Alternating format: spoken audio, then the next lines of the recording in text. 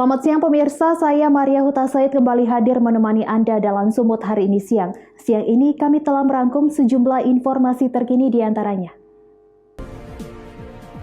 Partai Gerindra dukung astronot Nainggolan sebagai wakil wali kota Pematang Siantar. Sengketa lahan warga Desa Maria Jambi duduki perkebunan PT PN 4 Bah Jambi. Pokat kocok kuliner legendaris di Kota Medan banyak diburu pembeli. Selain cuplikan berita tadi, kami juga akan menghadirkan beragam informasi lainnya. Pemirsa, kita jelang Sumut hari ini siang selengkapnya.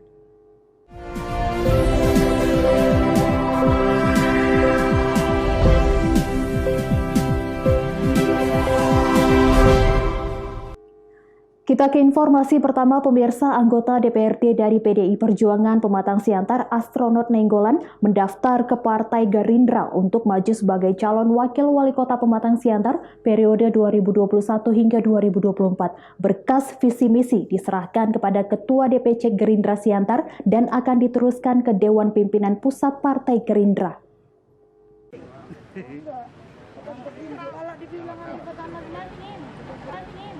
Keseriusan astronot Nainggolan untuk membangun kota Pematang Siantar terlihat saat melakukan lobi-lobi partai politik pada Selasa siang 30 Maret 2021 kemarin.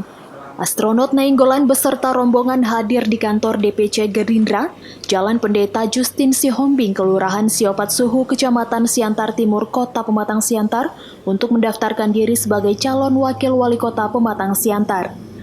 Kedatangan astronot disambut oleh Ketua DPC Partai Gerindra dan pengurus Partai Gerindra Siantar. Di hadapan pengurus Partai Gerindra, ia mengatakan melalui visi misinya, komitmen serta tekadnya untuk membuat perubahan dan kemajuan kota Pematang Siantar ke arah yang lebih baik lagi.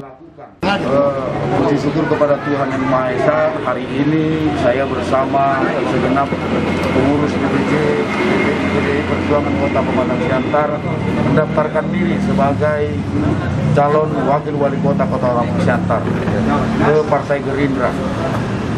Adapun maksud dan tujuan kami adalah ingin memberikan kontribusi, ingin secara langsung berbuat membangun Kota Pematang Siantar ke arah yang lebih baik lagi, melakukan perubahan yang positif untuk kemajuan Kota Pematang Siantar.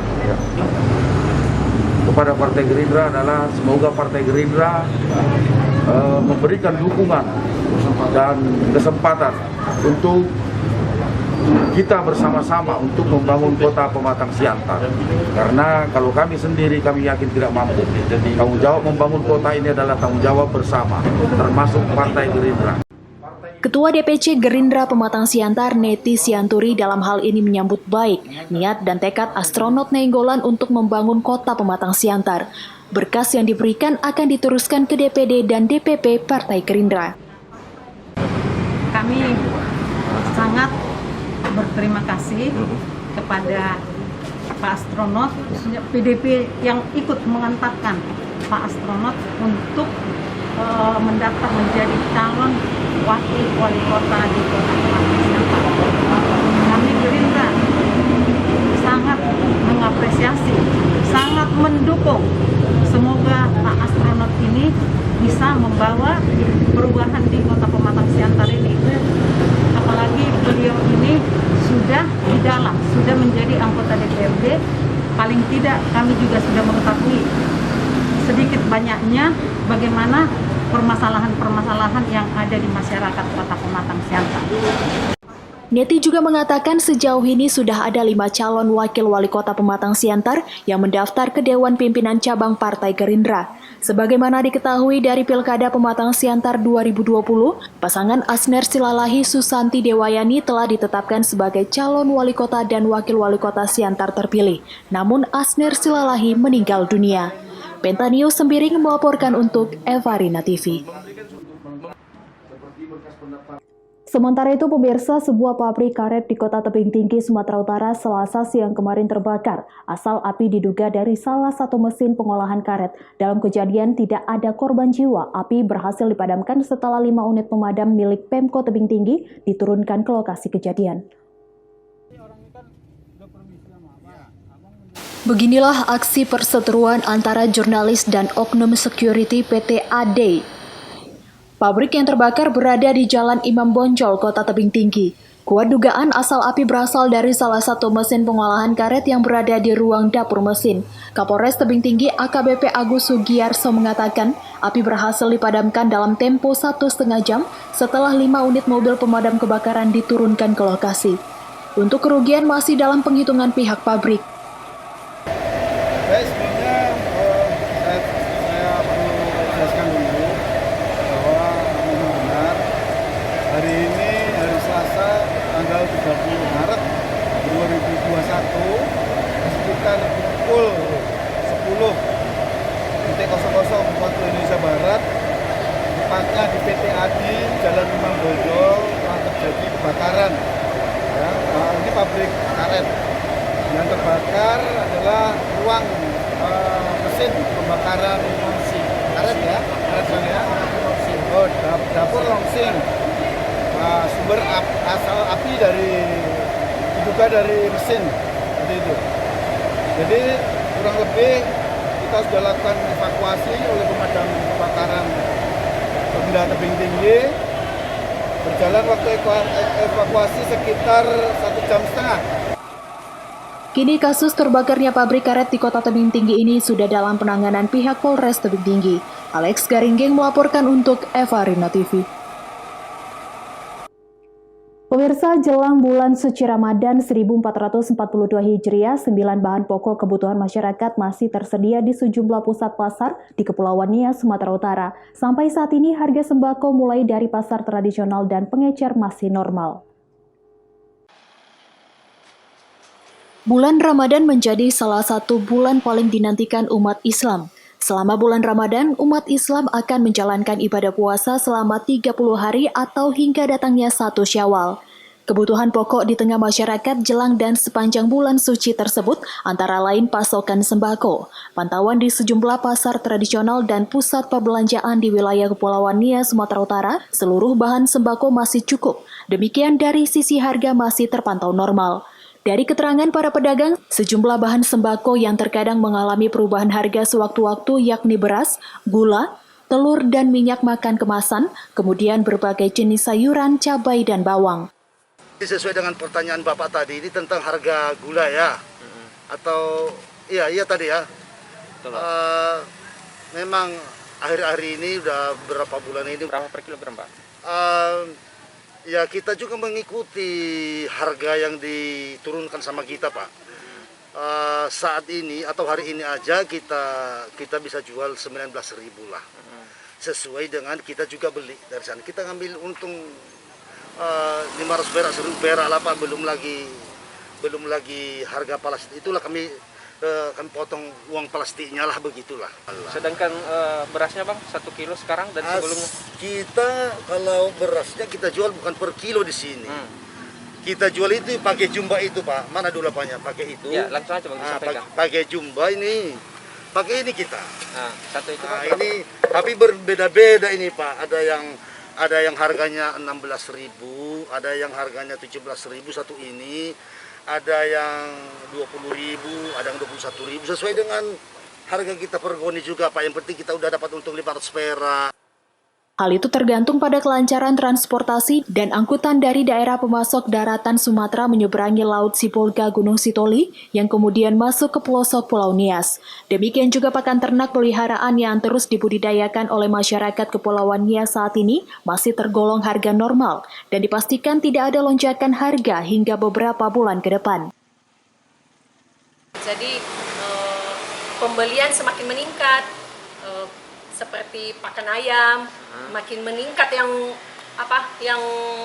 membeli ya, yang memeliharanya dan juga yang membeli makanan bukan hanya untuk pemasok luar juga yang yang membelinya, tapi yang memelihara juga banyak yang membeli ke sini. Khusus berasnya untuk Khusus pasokan berasnya kita menyediakan stok banyak, jadi tidak pernah kekurangan. Mau pesan puluhan karung, mau pesan ratusan karung, kita bersedia Soal harga bagaimana? Kalau masalah harga, kita tidak ngambil kesempatan. pada situasi ini kita harganya normal. Sepertinya Misalnya beras yang 10 karung itu 10 kilo harganya yang biasanya ada yang tingkat 105, ada juga yang 115 sampai 125 paling mahalnya yang 10 karung. Yang 10 kilo. Yang 25 kilo ada yang 290, 295, segitu-segitu tidak bakalan naik. Sementara di penghujung Maret ini, sejumlah instansi terkait dari lintas sektor mulai saling berkoordinasi dalam rangka menjaga kecukupan dan kestabilan harga kebutuhan pokok masyarakat di masing-masing daerah di Kepulauan Nias. Termasuk juga seruan agar tidak terjadinya tindakan penimbunan barang jelang Ramadan nanti. Haugo Manozega melaporkan untuk Eva Rina TV.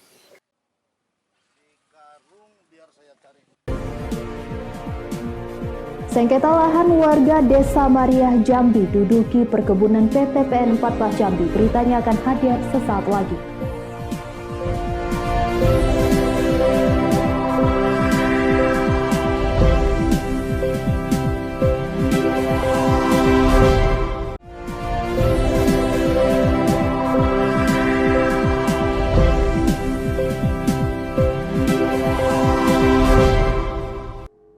Terima kasih Anda masih bersama kami. Pemirsa, masyarakat Desa Mariah Jambi, Kecamatan Jawa Marajabah Jambi, Kabupaten Simalungun, kembali duduki lahan perkebunan PTPN 14 Jambi dengan menanam pohon pisang di area kebun yang dianggap milik masyarakat. Lahan seluas 200 hektar ini diklaim milik masyarakat sesuai SK Bupati yang mereka miliki.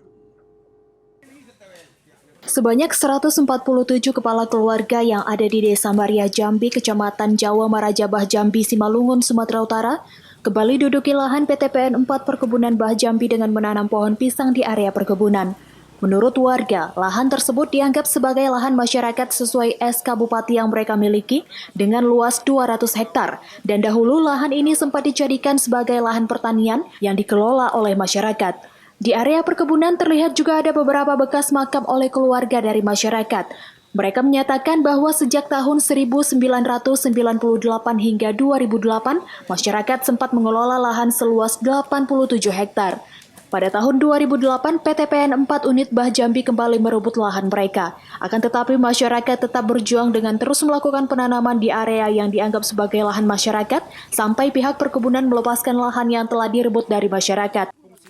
Tapi mereka itu dari pihak PTPN, bila kami tanya, cobalah tunjukkan HGU-nya. Ternyata mereka nggak pernah menunjukkan HGU. Kalau memang ini masuk HGU dan sudah ada ganti rugi diberikan kepada masyarakat ataupun tanah pengganti, dan satu lagi dari risalah HGU-nya, kalau memang benar, ya kami siap mengundurkan diri keluar dari lahan ini. Tapi sampai sekarang bila kami tanyakan, coba tunjukkan HGU-nya, mereka tidak pernah dapat menunjukkan.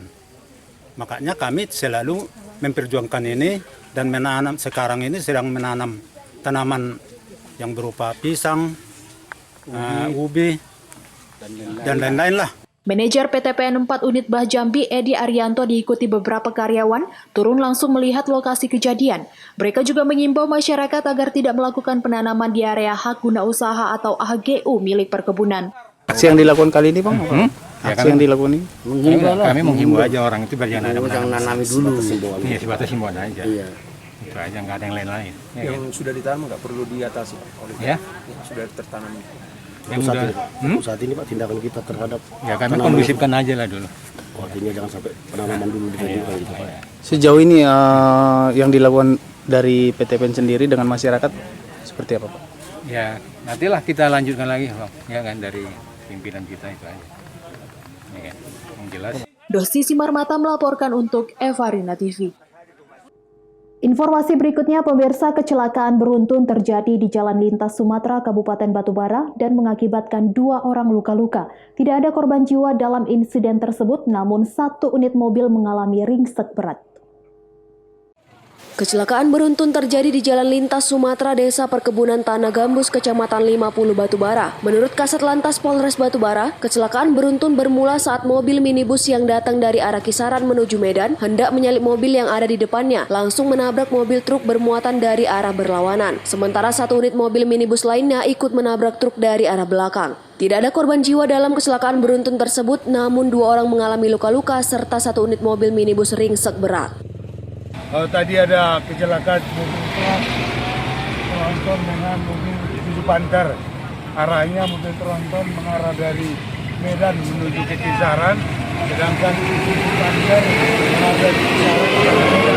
Dan di belakang mobil truk ada mobil Avanza yang mungkin terlalu dekat, langsung menabrak Avanza juga. Untuk korban jiwa ada dan? Untuk korban jiwa tentunya pengemudi melihat kondisi mobilnya seperti ini, jadi pengemudi mobil Panther dengan yang ada di sampingnya mengalami luka-luka sementara dari pantauan kita tadi langsung diboyong ke rumah sakit Puskesmas 50. Berapa orang dan? 2 orang, satu supir dengan penumpang. Kini kasus kecelakaan beruntun tersebut masih ditangani Satuan Lalu Lintas Polres Batubara. Taufik melaporkan untuk Evarina TV. Pemirsa, proses eksekusi satu rumah di Jalan Seibatang, Serangan, Kota Medan Selasa siang diwarnai kericuhan. Para penghuni rumah yang tak terima diusir menyiram petugas dengan air kotoran manusia. Beginilah suasana proses eksekusi rumah di Jalan Seibatang, Serangan oleh Pengadilan Negeri Medan. Para petugas yang hendak mengosongkan rumah tersebut mendapatkan perlawanan dari pemilik rumah yang mengaku sebagai ahli waris. Perlawanan dilakukan dengan menyiram petugas menggunakan air kencing, air rendaman kotoran manusia, hingga air cabai. Petugas jurusita dari Pengadilan Negeri Medan tak bergeming dan eksekusi tetap berjalan. Petugas mendobrak pagar dengan balok-balok yang sudah disiapkan. Para penghuni rumah kemudian dikeluarkan satu persatu berikut barang-barang seisi rumah. Adapun sengketa tanah dan rumah bermula saat pemilik rumah meminjam uang kepada penggugat pada tahun 1994 silam sebesar 55 juta rupiah. Namun hutang tersebut tak kunjung dilunasi dan berujung ke pengadilan. Proses eksekusi sudah dilakukan hingga 3 kali namun gagal. Kemudian eksekusi paksa dilakukan pada Selasa siang. Dan sekarang ini proses perkara ya, dari perkara tahun 2015 berproses dengan ini dulu penggugatnya Pak Abdul Aziz sebagai kuasanya Pak Iwan Aziz ya Pak ya. Tergugatnya ahli waris dari Dr. Jadi Jaini Bakri dan kawan-kawan salah satu ya kan. Dalam gugatan tersebut mereka menang Pak, udah diakui bahwa tanah ini milik mereka ya. Dan disuruh mengosongkan untuk yang dijual beli. Ternyata Pak Abdan tidak bersedia. Dia melakukan perlawanan Pak. Ada Pak. Perlawanannya nomor 605 Pak. 2016 ternyata sudah ditolak. Dan tidak ada upaya hukum lagi. Para ahli waris rumah keberatan karena sejauh ini mereka tidak ada menandatangani perjanjian jual beli sebagai lanjutan dari utang piutang. Perjanjian dengan penggugat sejauh ini hanya sebatas pinjam meminjam uang. Tetapi mereka tidak menolak bahwa agunan utang piutang tersebut merupakan surat tanah rumah. Ini bagaimana Pak? Proses hukumnya jelas, ini tanah yang tidak bisa diperjualbelikan. Dana warisan dari Tanah wasiat ini, ya, tidak gampang diperjualbelikan karena ini dari neneknya ini. Dan tanah ini bukan hasil Gonogini. Kalau ini milik Gonogini bisa saya diperjualbelikan, itu satu. Nah, dan kedua, ini kasusnya minjam duit sama nyonya dokter, ya, terus bertahun-tahun tidak bisa dikembalikan. Sudah itu dikuasakan sama pengacara ya berinisial S. Selama 3 tahun pengacara tidak berbuat apa-apa. Nanti akan kita kejar. Ya, dia bikin persidangan semu akal-akalan untuk menjatuhkan, untuk mengalahkan ahli waris. Ini pengacara berkhianat, akan kita kejar. Usai dieksekusi, para tergugat akan menyiapkan upaya hukum lanjutan. Mereka menduga ada permainan curang yang dilakukan penggugat. Mereka juga akan mengejar kuasa hukum tergugat yang lama, termasuk notaris yang membuat rumah sengketa tersebut dengan status jual beli. Daniel Pekuali melaporkan untuk Evarina TV.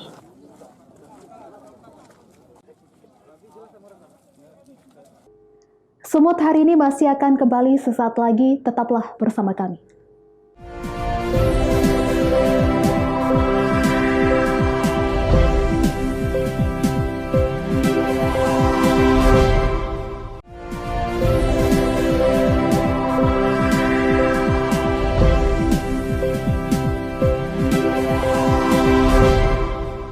Terima kasih Anda masih bersama kami. Pemirsa, sempat viral di media sosial sekelompok warga menyembelih kambing hutan yang diperoleh dari kawasan Bukit Barisan. Petugas konservasi wilayah 3 Kisaran Asahan langsung turun ke lokasi melakukan sosialisasi kepada masyarakat agar kejadian serupa tidak terulang.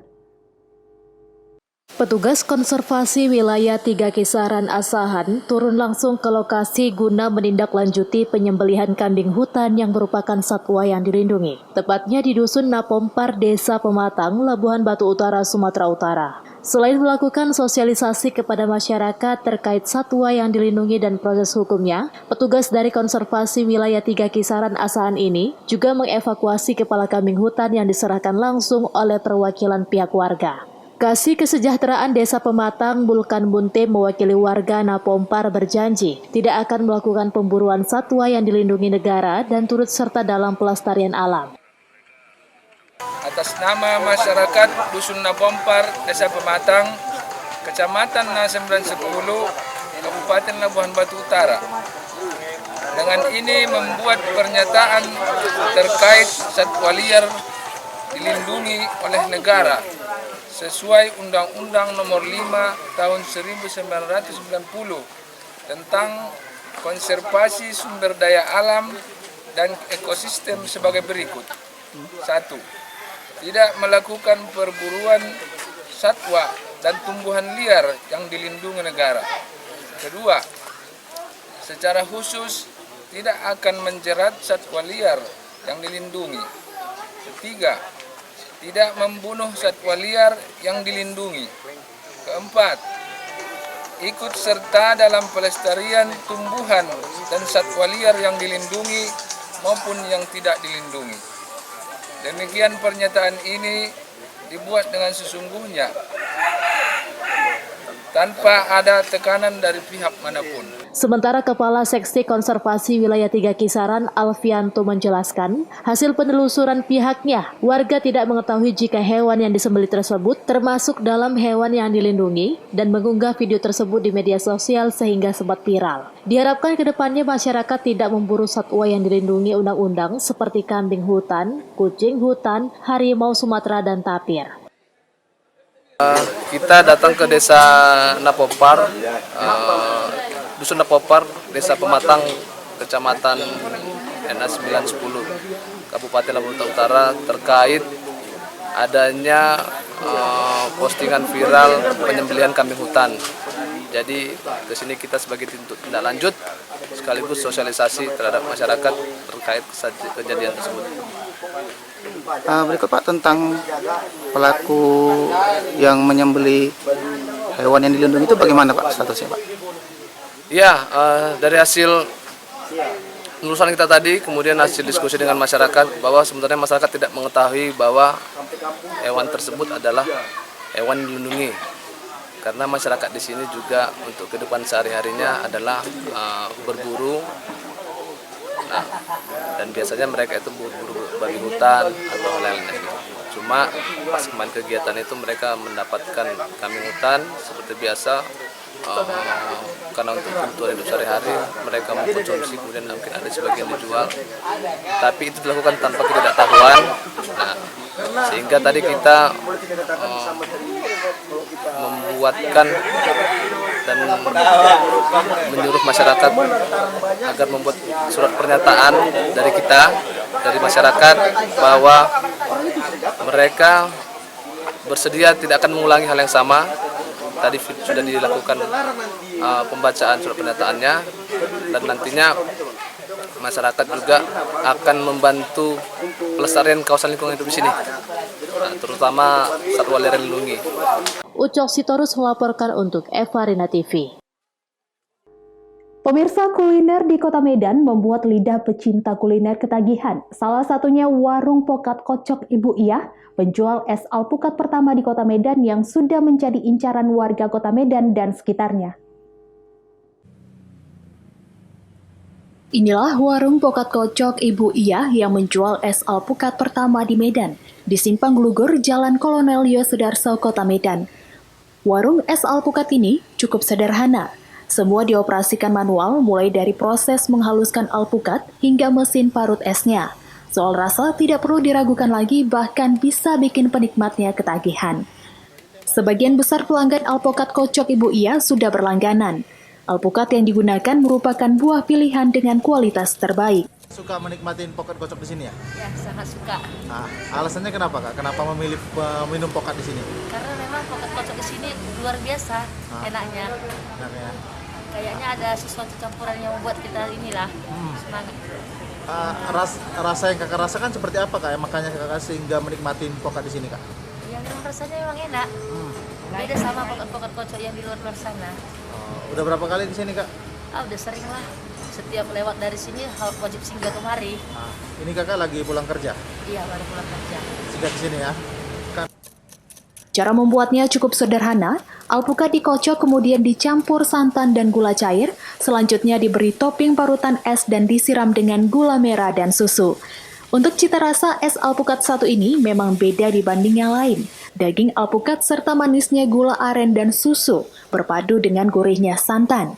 Tentu sangat memanjakan lidah para pecinta kuliner.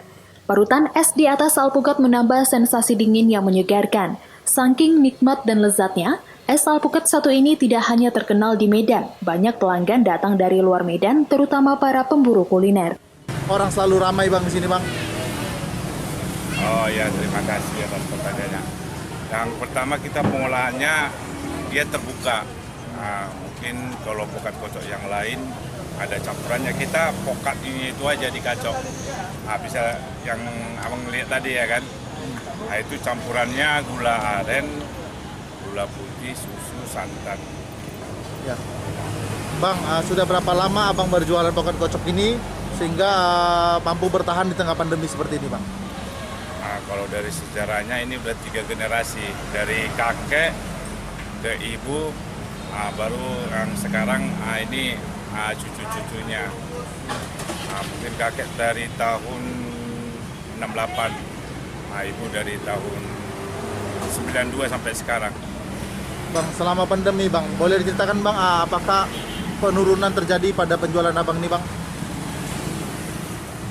Mungkin semua usaha ya, dibilang seluruh Indonesia, seluruh dunia ya, berkurang Bang, sekitar berapa persen ya? Kalau hitungan persen ada setengahnya lah Bang, dari 50%. yang biasanya ya. 50% ya Bang ya? Iya. Bang, untuk varian harga sendiri berapa Bang yang abang tawarkan kepada pelanggan Bang? Untuk harga per satu gelasnya 14.000. Pokat Kocok yang sudah berdiri sejak tahun 1968 ini juga merupakan penjual pokat kocok pertama di Kota Medan. Wahyu Pratama melaporkan untuk Evarina TV. Pemirsa, informasi tadi sekaligus mengakhiri pertemuan kita dalam Sumut hari ini siang. Saya Maria Huta Soid mewakili kerabat kerja yang bertugas pamit undur diri dari hadapan Anda. Terima kasih atas kebersamaannya dan sampai jumpa.